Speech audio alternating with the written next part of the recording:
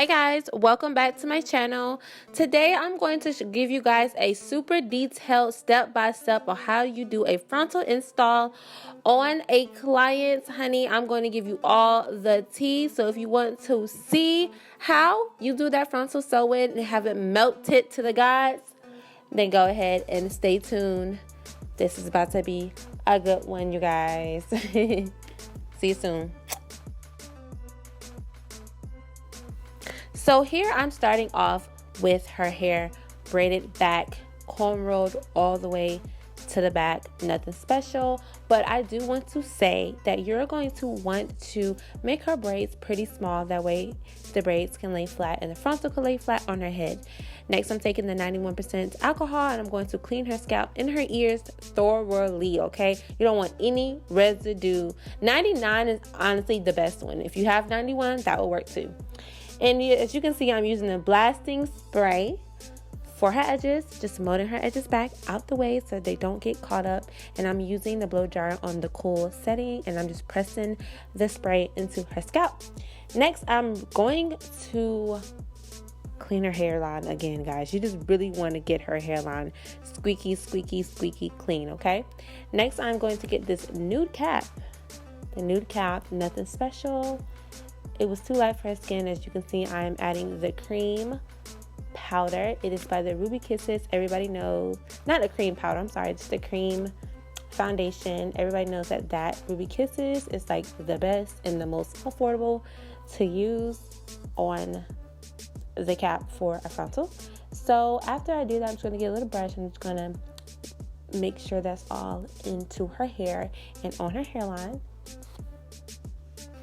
After the foundation or the cream is on her cap, I'm going to use that Got To Be Glue gel and I'm going to mold where her hairline is to make sure the cap gets stuck and secured to her head, and also keeping the color of the cream on her hair. Now, I'm going to cut the ear tabs out. I say a trick for that to keep like the like the little tab part flat so you can mold it, is to cut behind her ear and then fold over. If you cut in front of the ear or cut on top of the ear, it's gonna have too much loose spots, or it's not going to fit flat onto the tab part. So you're gonna want to cut behind the ear and then fold over.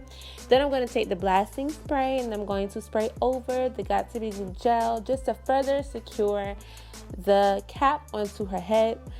After I do that, I'm going to dry her hair for about 10 minutes on the cool setting, and then I'm going to switch to the warm and then back to the cool to end everything off with my handheld dryer. And then I'm going to use a little itty bitty scissors and I'm going to use that to cut the rest of the cap off over her ears and in front of her hairline.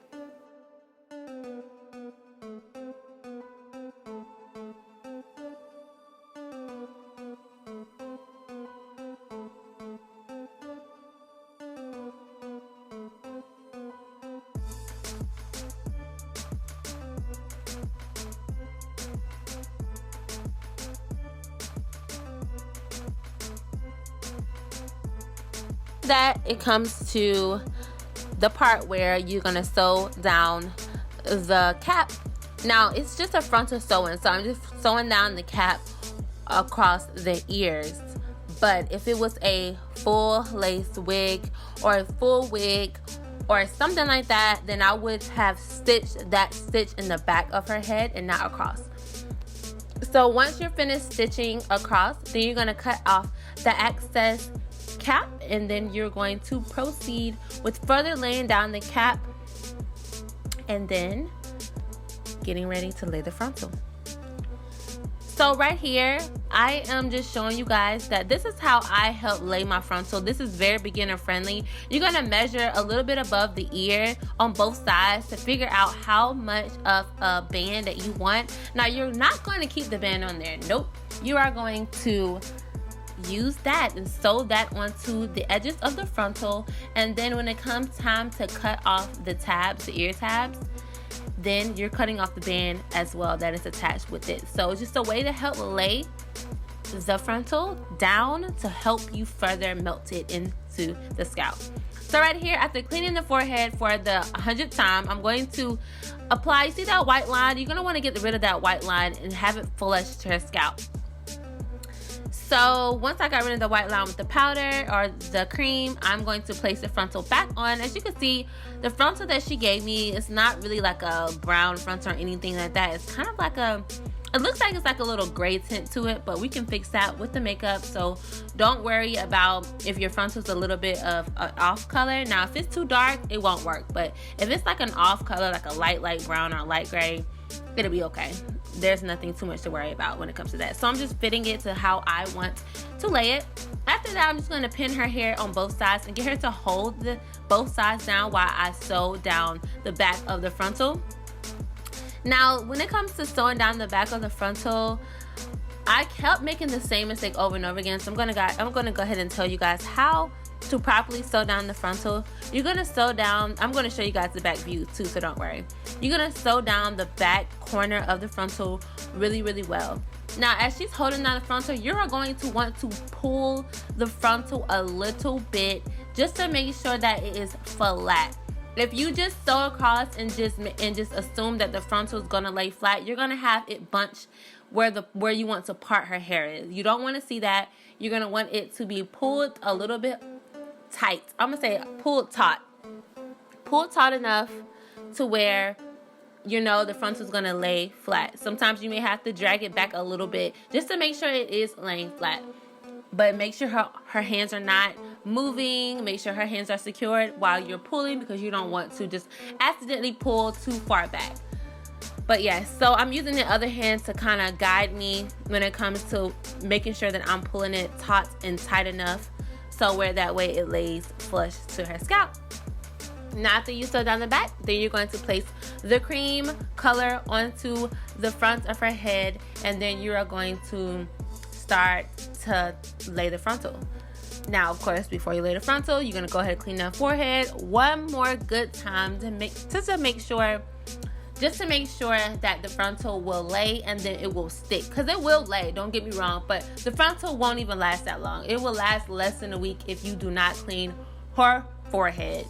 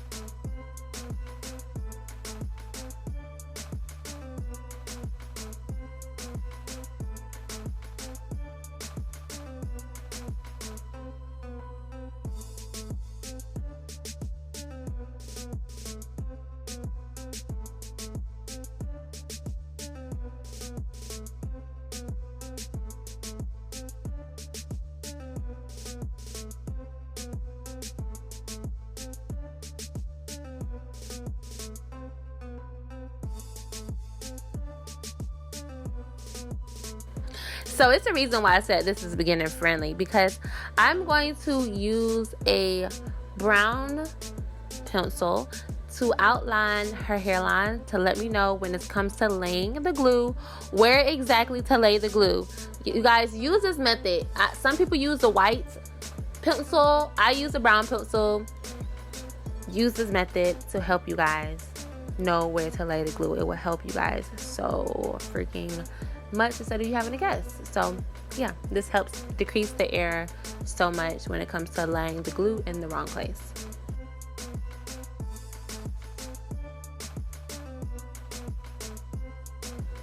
So the glue that I'm using is a Ghost Bond glue.